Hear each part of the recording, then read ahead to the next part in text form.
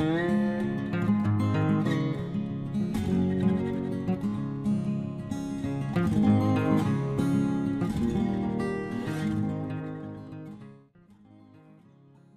children, we are going to start the first chapter of chemistry, and as the name itself indicates, this is a very basic chapter, and the name of the chapter is Some Basic Concepts of Chemistry. This is a mathematical chapter basically, and actually the whole chapter is known for 5 different topics. The whole complete chapter is known for 5 main topics, और इन 5 topics में भी जो आप कह लो soul of the topic है वो है first concept, first topic, जिसको हम बोलते हैं मोल concept, which we will do in the beginning. Second topic है percentage composition, empirical and molecular formula. Third topic is chemical stoichiometry and limiting reagent. Fourth is various method to show the concentration of solution along with dilution formula. And the last topic is laws of chemical combination. These are the main topics. In the textbook, you can find the law of chemical combination to be given in the beginning. But here, I will be telling you about the laws in the last. The beginning of the chapter we will do from mole concept. From mole concept we will start the chapter. With every topic, since I have told you already, each and every topic is a mathematical topic. Until and unless the mole concept is not clear to you, you will be unable to understand the second topic.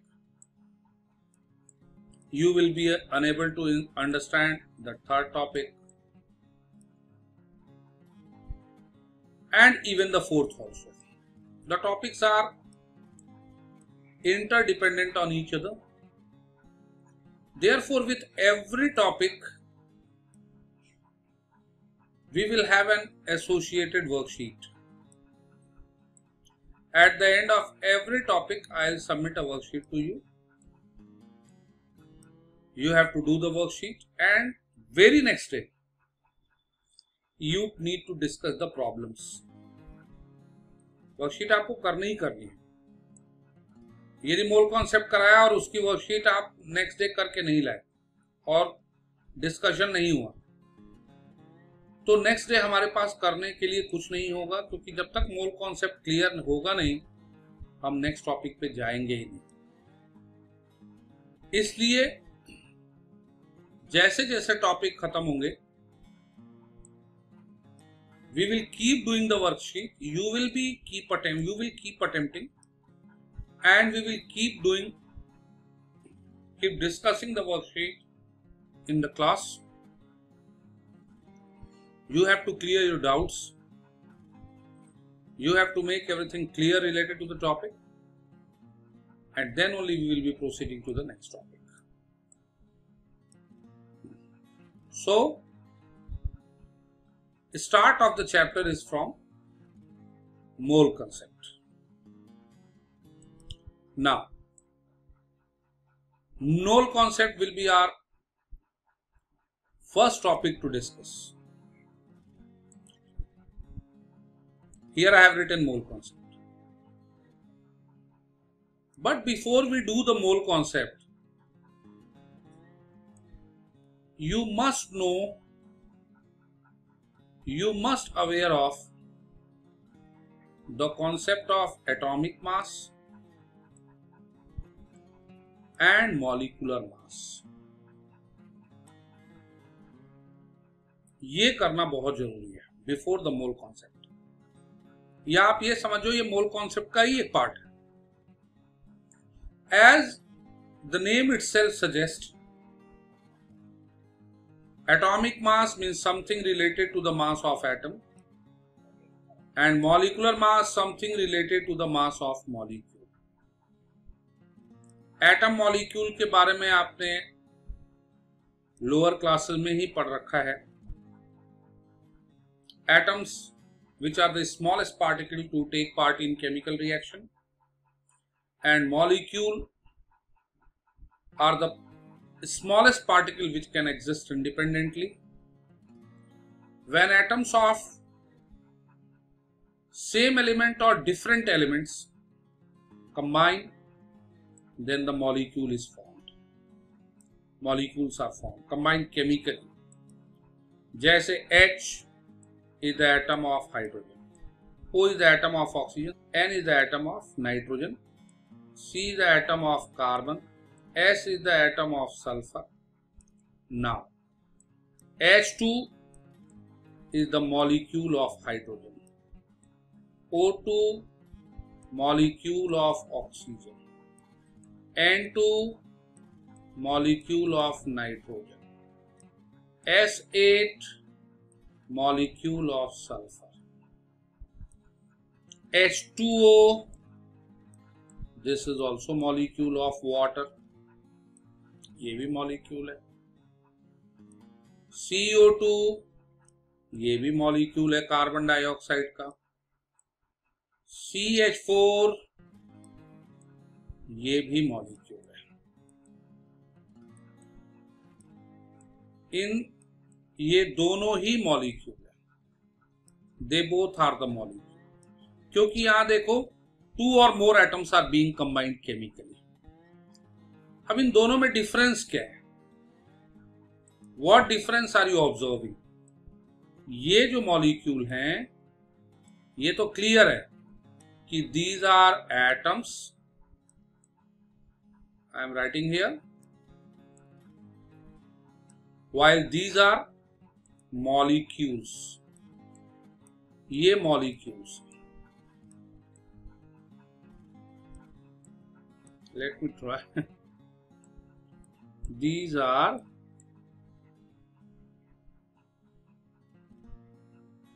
molecules.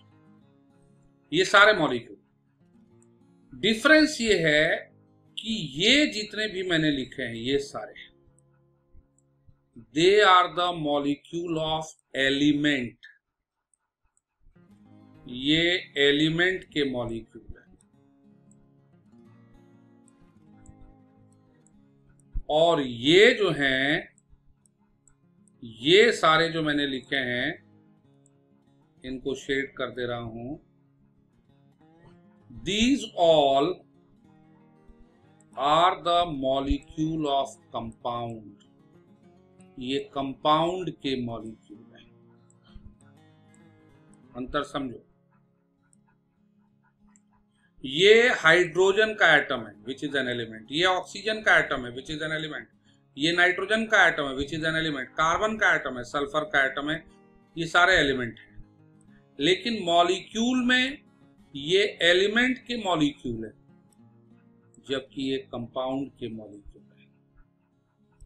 क्योंकि ये एक ही element से मिलके बने हैं molecule, और ये अलग अलग एलिमेंट से मिलके बने हैं. और आपने पढ़ रखा है in junior classes, when 2 or more elements combine chemically, then compound is formed.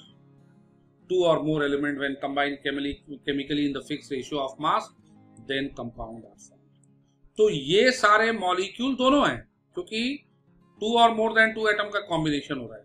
लेकिन ये एलिमेंट के मॉलिक्यूल हैं और ये कंपाउंड के मॉलिक्यूल हैं. So that I have tried to make clear the difference between atom and molecule, और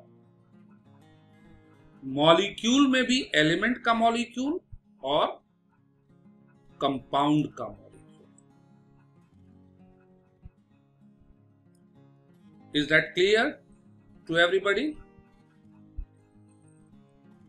इन atom और मॉलिक्यूल के मास के बारे में ही हम स्टडी करते हैं in the topic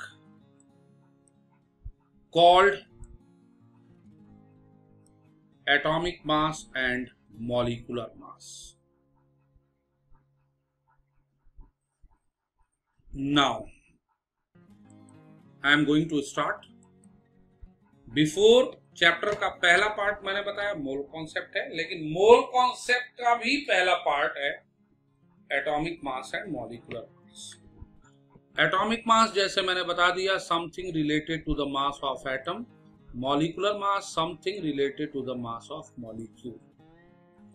both atomic mass and molecular mass, they are expressed in atomic mass unit, which is called AMU, या simply U. अब एटॉमिक मास यूनिट का क्या कॉन्सेप्ट है, पहले कॉन्सेप्ट समझो और उसके बाद समझो कि एटॉमिक मास या मॉलिक्यूलर मास होता क्या है, वो मैं बाद में बताऊंगा. First you understand the concept of atomic mass and molecular मास.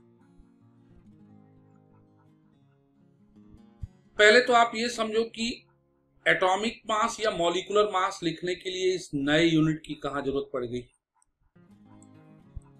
मास के लिए हमारे पास यूनिट ग्राम किलोग्राम ही है,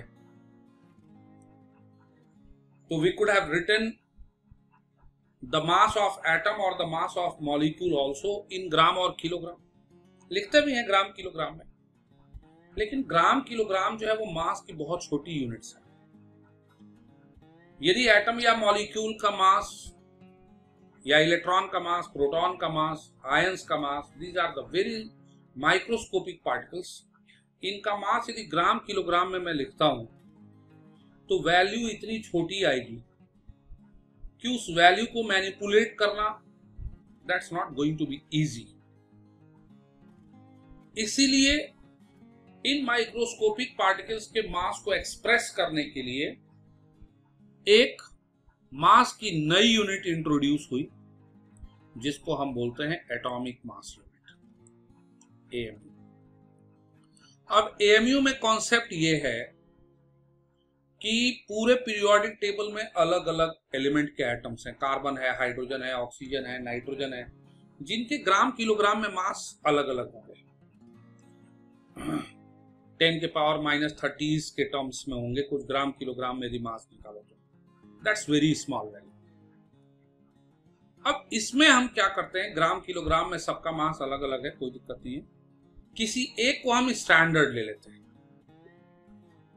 any of them is taken as standard, और बाकियों के मास को हम उससे कंपेयर करते हैं. जैसे मान लो हाइड्रोजन को ले लिया स्टैंडर्ड, और हाइड्रोजन एटम का मास चाहे जितना भी हो, ग्राम किलोग्राम जितना भी हो, 1.0 या समथिंग, 6.0 या 5.027 इंटू 10 के पावर -30 ग्राम, जो भी है. एएमयू में मान लिया कि ये 1 एएमयू के बराबर है. वैल्यू असाइन कर दी गई इसको कि it is equal to 1 AMU, standard लिया इसको. और चूंकि अब इसको स्टैंडर्ड ले लिया तो हम बाकियों को अब इससे कंपेयर करते हैं. यदि मान लो इफ हीलियम जो है वो हाइड्रोजन से 4 गुना भारी है मान लो, तो हीलियम का मास ग्राम किलोग्राम में कुछ भी हो, since it is 4 times heavier than hydrogen and we have assumed the hydrogen to be equal to 1 AMU, so of course helium is going to be equal to 4 AMU. तो helium का atomic mass 4 AMU होना क्या indicate करता है? मेरे assumption के हिसाब से हीलियम का एटॉमिक मास 4 AMU होना इंडिकेट करता है कि it is 4 times heavier than hydrogen. That's it. या मान लो कार्बन या ऑक्सीजन मान लो हाइड्रोजन के 16 गुना है, तो ऑक्सीजन का एक एटम जो है चाहे कितना भी हेवी क्यों ना हो, ग्राम किलोग्राम में उसका मास चाहे कुछ भी हो, क्योंकि ये 16 टाइम्स है हाइड्रोजन के, और हाइड्रोजन का मास हमने एज्यूम कर लिया है to be equal to 1 AMU, तो of course oxygen is going to be equal to how much? 16 AMU। यही कॉन्सेप्ट है एटॉमिक मास यूनिट का। एटॉमिक मास यूनिट में हम किसी एक एलिमेंट को स्टैंडर्ड ले लेते हैं, किसी एक एलिमेंट के एटम को स्टैंडर्ड ले लेते हैं और उससे बाकी एलिमेंट के एटम को कंपेयर करते हैं। अब जिस एलिमेंट के एटम को हम स्टैंडर्ड लेते हैं वो होता है कार्बन का एटम, और कार्बन का भी एक आइसोटोप होता है C12, इसको हम स्टैंडर्ड लेते हैं। और इस C12 एटम का मास हम मान के चलते हैं, जैसे हाइड्रोजन का मास हमने 1 AMU माना था, तो C12 का मास जो है 1 AMU नहीं मानते, हम मानते हैं it is equal to 12 AMU।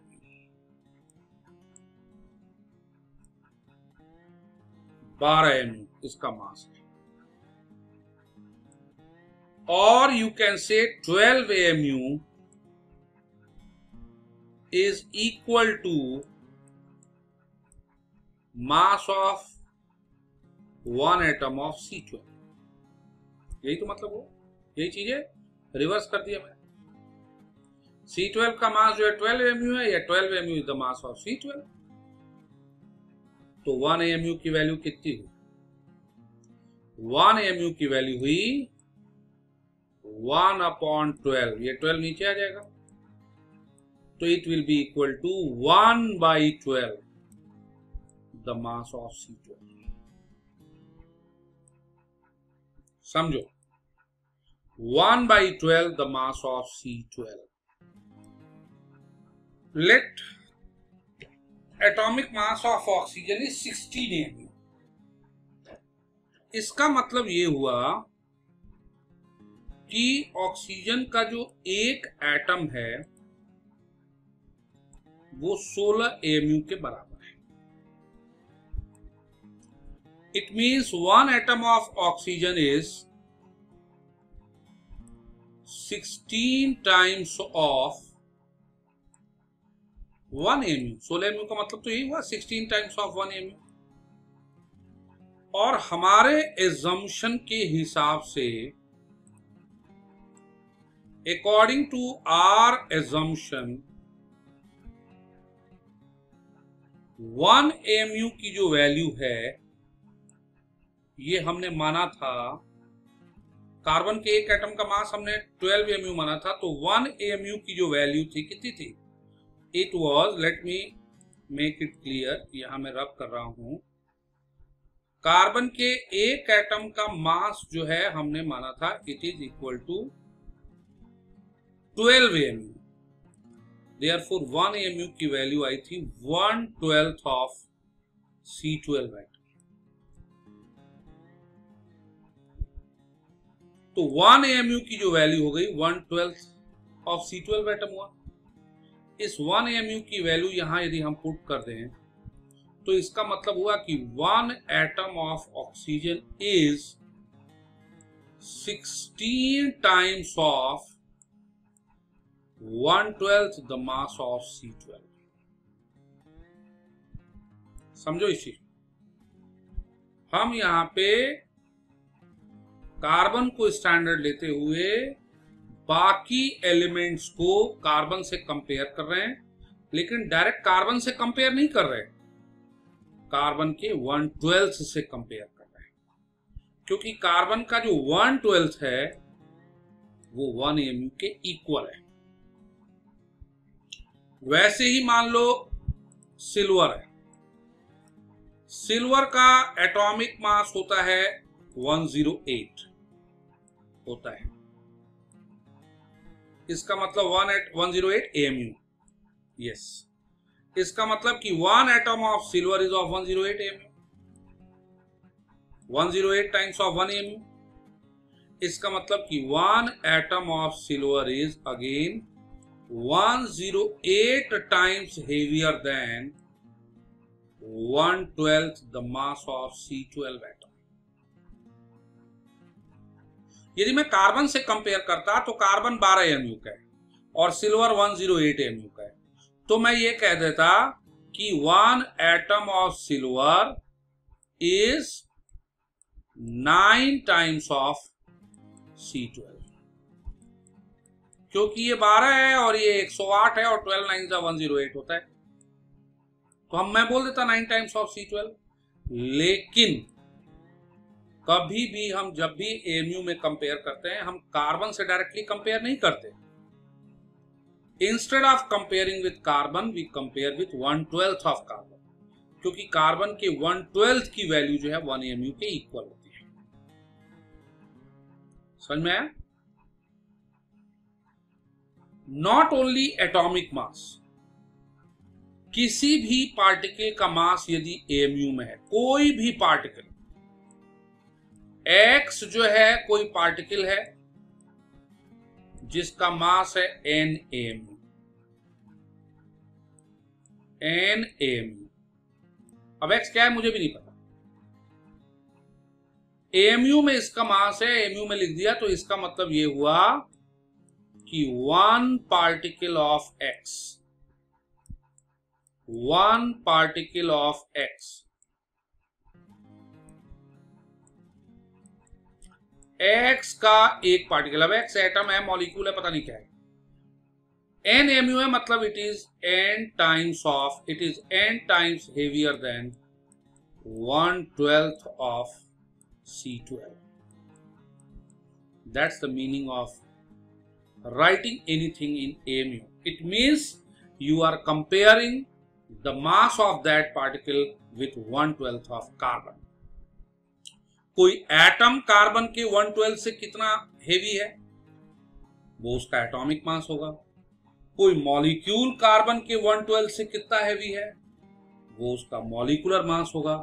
कोई इलेक्ट्रॉन या कोई दूसरा पार्टिकल XYZ, वो पार्टिकल कार्बन के 1/12 से कितने टाइम्स हेवी है वो उस पार्टिकल का मास होगा AMU।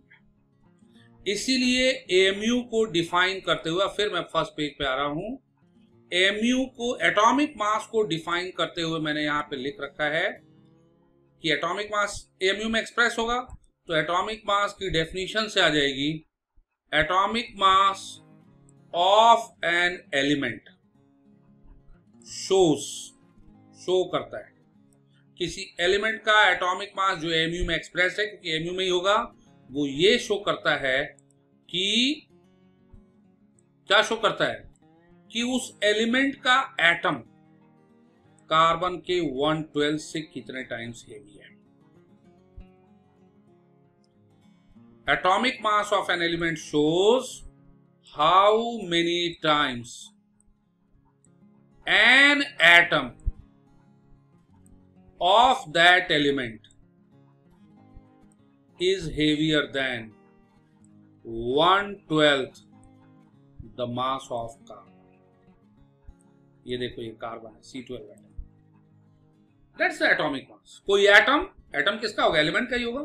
किसी एलिमेंट का एटम कार्बन के 1/12 से कितने टाइम्स हेवी है वो उसका एटॉमिक मास है। और सिमिलरली ये मैंने आपको बोला कि किसी भी पार्टिकल का मास यदि AMU में लिखा है तो उसका मतलब यही हुआ। अब जैसे वाटर है, water is in the form of H2O, ये इसका फॉर्मूला है। अब वाटर का यदि मैं मॉलिक्यूलर मास निकालूं तो 1 molecule of water is made up of 2H and 1 O। H का एटॉमिक मास होता है 1 और O का एटॉमिक मास होता है 16।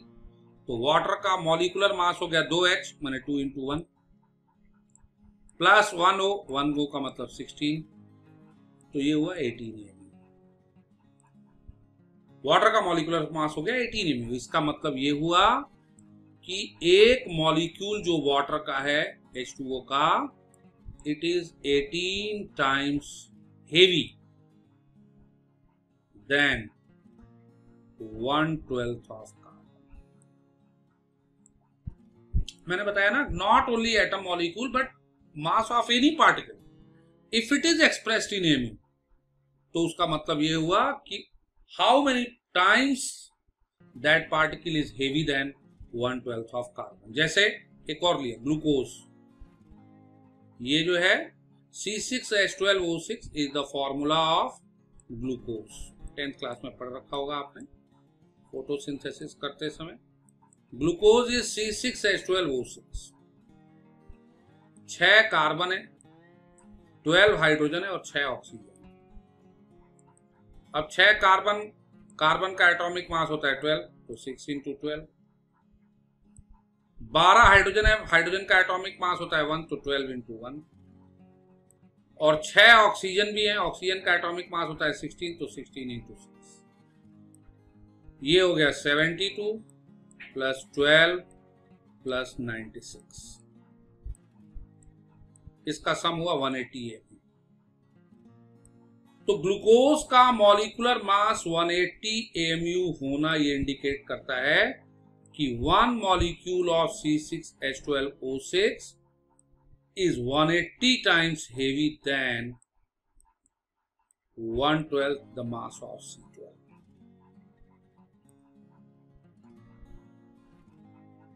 That's the meaning। यही मॉलिक्यूलर मास की डेफिनेशन है।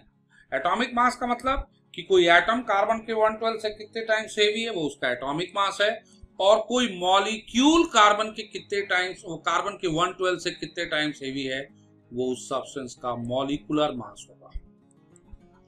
Molecular mass of a substance indicates how many times a molecule माने एक molecule of that substance is heavier than 1/12 the mass of carbon। अब यहां पे एक और चीज नोट करनी है। यहां पे देखो, एटॉमिक मास वर्ड यूज करते समय मैंने लिखा था, यहां देखो मैंने लिखा है एलिमेंट, और जब मॉलिक्यूलर मास कंपेयर कर रहे हैं तो मैंने लिखा है substance. Atomic mass of an element, molecular mass of a substance. ये अंतर आपको क्यों लिखा है, मैंने पहले भी समझा दिया है आपको कि एक एटम तो एलिमेंट का ही होगा, लेकिन मॉलिक्यूल जो है, मॉलिक्यूलर मास माने हम किसी मॉलिक्यूल का मास कंपेयर कर रहे हैं। मॉलिक्यूल जो है वो एलिमेंट का भी हो सकता है और कंपाउंड का भी हो सकता है। इसलिए मैंने एलिमेंट और कंपाउंड वर्ड यूज न करके मैंने वर्ड यहां यूज किया है सब्सटेंस। अब ये सब्सटेंस कोई एलिमेंट भी हो सकता है और कोई मॉलिक्यूल भी हो सकता है, लेकिन क्वेश्चन जो है वो ये नहीं है। मैं तो डिफरेंस, लैंग्वेज में डिफरेंस क्यों क्रिएट हुआ उसको क्लियर कर दिया, क्लैरिफाई कर दिया। यहां हम कॉन्सेप्ट पढ़ रहे हैं AMU का, एटॉमिक मास मॉलिक्यूलर मास का, तो उसमें क्लियर है how many times an atom is heavier than 1/12 of carbon, that's the atomic mass, and how many times a molecule is heavier than 1/12 of carbon, that's called molecular mass। Am I clear? Is there any doubt to anybody? Any doubt? Now in context with the same atomic and molecular mass, one more topic I will tell you, and that is average atomic mass। ये topic school exam point of view से या beyond school जो exam होते हैं उन दोनों point of view से important इसलिए है। स्कूल एग्जाम में तो always teachers prefer to give it, हमेशा आता ही है। और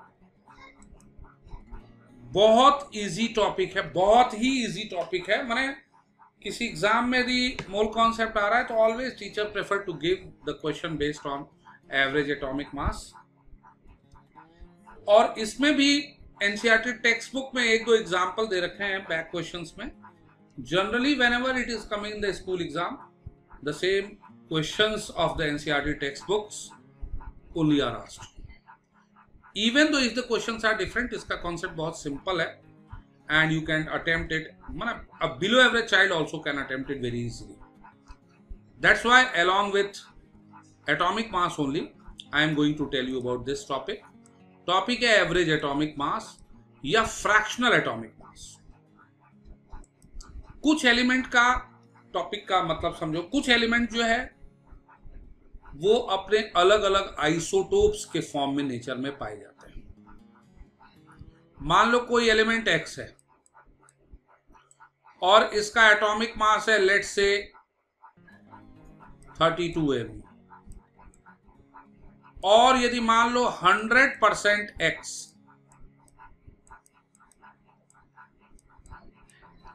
इसी फॉर्म में है, 32 के ही फॉर्म में है, तो ऑफ कोर्स इसका जो एवरेज एटॉमिक मास होगा, जिसको हम जनरली m बार से दिखाते हैं, वो 32 ही होगा। लेकिन यदि मान लो x जो है वो नेचर में दो अलग अलग फॉर्म है, कुछ x के एटम है जिनका एटॉमिक मास 32 है और कुछ x के एटम है जिनका एटॉमिक मास मान लो 36 है। दोनों ही फॉर्म में x मान लो नेचर में पाया जा रहा है। ये मान लो है नेचर में 70%, नेचर में जो परसेंट अकरेंस है वो है 70, और इसका मान लो परसेंट अकरेंस है 30। यदि 70 है तो ऑफकोर्स ये 30 होगा ही होगा, 30%। तो अब जो x का एवरेज एटॉमिक मास है वो न तो 32 होगा और न ही 36 होगा। यदि आपसे कोई x का एटॉमिक मास पूछे तो न तो आप ब्लंटली 32 बता सकते हो, न ही 36 बता सकते हो। 36 भी नहीं बता सकते। क्यों? क्योंकि most of the x are occurring in the form of 70, occurring in the form of 32. 70% of the x is existing in the form of 32, लेकिन 30% 36 के फॉर्म में भी तो एग्जिस्ट हो रहा है, कर रहा है। ऐसे केस में हम जब इसका एटॉमिक मास बताएंगे तो एटॉमिक मास की हम इसकी एवरेज वैल्यू हमें निकालनी पड़ेगी। We have to find its average value, and that's what we are going to study over here. यही मैंने यहां लिखा भी है कि किसी एलिमेंट का एटॉमिक मास फ्रैक्शन में इसलिए पाया जाता है क्योंकि वो element, there are certain element which exist in nature in the form of their different isotopes having different atomic masses. ये दोनों एलिमेंट x के ही एटम है, लेकिन x के अलग अलग एटम जिनका एटॉमिक मास अलग अलग है, दे आर कॉल्ड आइसोटोप्स। ये x के दो आइसोटोप है। ऐसा कोई जरूरी नहीं है कि x जो है वो दो ही फॉर्म में मिले, आइसोटोप पाए ही जाए, ऐसा कोई जरूरी नहीं है। कुछ एलिमेंट के आइसोटोप्स होते हैं तो कुछ के नहीं भी होते, कुछ के दो होते हैं, कुछ के दो से ज्यादा भी होते हैं, तो पाया जाए कोई जरूरी नहीं है। लेकिन यदि कोई एलिमेंट अपने आइसोटोप के फॉर्म में एग्जिस्ट कर रहा है तो उस कंडीशन में हम जो है उसका एटॉमिक मास एवरेज वैल्यू निकालते हैं। एटॉमिक मास की एवरेज वैल्यू निकालते हैं, और जब एवरेज वैल्यू निकालोगे तो ये ऑफ कोर्स फ्रैक्शन में होगा। तो that is the reason why atomic mass of certain element is fractional. It is because of the presence of the element in the form of its different isotopes having different atomic masses, और उनका nature में जो पाए जाने की percentage होगी वो भी अलग होगी। तो they will also be having different different percentage abundance in nature. जैसे X के दो आइसोटोप हैं 32 और 36। 32X 32 का परसेंटेज एबंडेंस है 70 और X 36 का परसेंटेज एबंडेंस है 30। माने 70% of X is existing in the form of X32 and 30% of X is existing in the form of X36। अब कैसे निकालेंगे, क्वेश्चन ये है कैसे निकालेंगे इसका एवरेज एटॉमिक मास। यदि मान लो कोई एलिमेंट है, उसके दो आइसोटोप्स हैं E1 और E2। E1 का एटॉमिक मास है M1। E1 और E2 दो आइसोटोप्स हैं, दो अलग अलग फॉर्म्स हैं उसी एलिमेंट के। E1 का एटॉमिक मास, आइसोटोप है तो एटॉमिक मास अलग अलग होगा ही होगा। E1 का एटॉमिक मास है M1 और E2 का एटॉमिक मास है M2। E1 की नेचर में परसेंट एबंडेंस X1% है और E2 का परसेंट एबंडेंस X2 है। यहां पे मैं टेबुलर फॉर्म में लिख लिया। E के दो आइसोटोप्स हैं E1 और E2। E1 का एटॉमिक मास है M1, E2 का एटॉमिक मास है M2। E1 का परसेंट एबंडेंस है X1% और E2 का परसेंट एबंडेंस है X2%। Then what? Then E का एवरेज एटॉमिक मास होगा, average atomic mass of E M bar will be equal to M1 into X1 plus M2 into X2। M1 X1 plus M2 X2 plus M3 X3। मान लो तीसरा isotope भी है जिसका atomic mass M3 है, जिसका percentage abundance X3 है, तो M3 X3।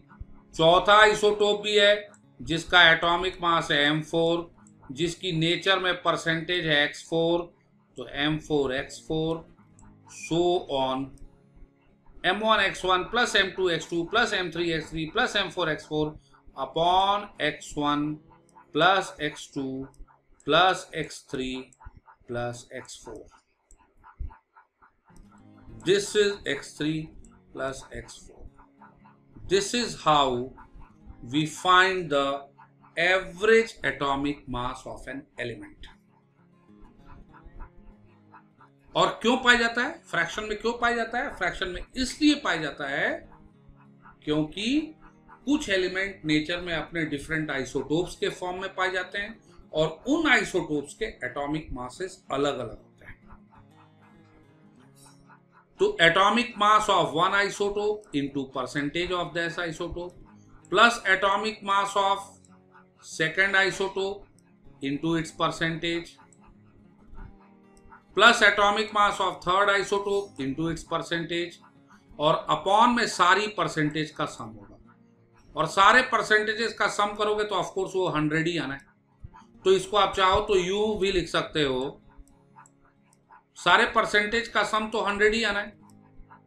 M bar will be equal to, ये भी लिख सकते हो, M1 X1 plus M2 X2 where M1 M2 अलग अलग आइसोटोप्स के एटॉमिक मास हैं, प्लस M3 X3।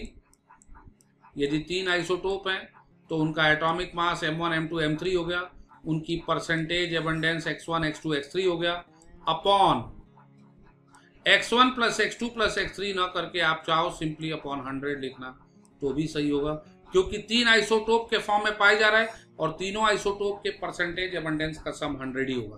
तो अपॉन में आप चाहो तो 100 लिख सकते हो।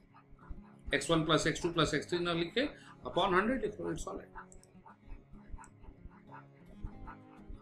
Am I clear? Is it clear?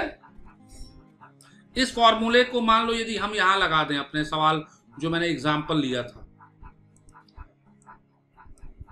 हाँ, यहां लगा दूं मैं कि X के दो आइसोटोप हैं 32, 36। 32 का परसेंटेज एबंडेंस है कितना था 70, परसेंटेज एबंडेंस है 70 बन जा 70, हाँ, और 36 का परसेंटेज एबंडेंस है 30। तो m बार की वैल्यू हो गई m1 x1 plus m2 x2 upon x1 plus x2। अब यदि मैं वैल्यू डालूं तो m bar becomes equal to m1, पहले आइसोटोप का एटॉमिक मास 32 है तो 32 इनटू x1, इसका परसेंटेज एबंडेंस 70 है तो प्लस 70, प्लस दूसरे आइसोटोप का एटॉमिक मास 36 है तो ये हुआ 36, दूसरे आइसोटोप का परसेंटेज एबंडेंस है 30 तो 30 अपॉन x1 प्लस x2, इसका परसेंटेज एबंडेंस है 70 और दूसरे वाले का परसेंटेज एबंडेंस है 30 तो अपॉन 70 प्लस 30। इसको सॉल्व कर लो, that is the value of average atomic mass of the element X। तो इसमें मैंने दोनों चीजें बता दी है। कई बार पूछा जाता है कि फ्रैक्शन एटॉमिक मास का रीजन क्या है और दूसरा कैसे निकलते हैं। बस ध्यान रखना ये टॉपिक इजी है, इसमें कैलकुलेशन बड़े कॉम्प्लेक्स आते हैं, क्योंकि जो परसेंटेज वगैरह आती है या एलिमेंट के जो एटॉमिक मास होते हैं वो डेसिमल के 3-4 डिजिट तक वैल्यू दी हुई होती है सवाल में। तो इस टॉपिक की यही खासियत है, topic is very easy but the calculation is very lengthy, बड़ा ऊटपटांग कैलकुलेशन। Got it? तो this is all about atomic masses, molecular mass, AMU, average atomic mass. Now you are in condition to learn the mole concept. Now we are in condition to discuss the mole concept.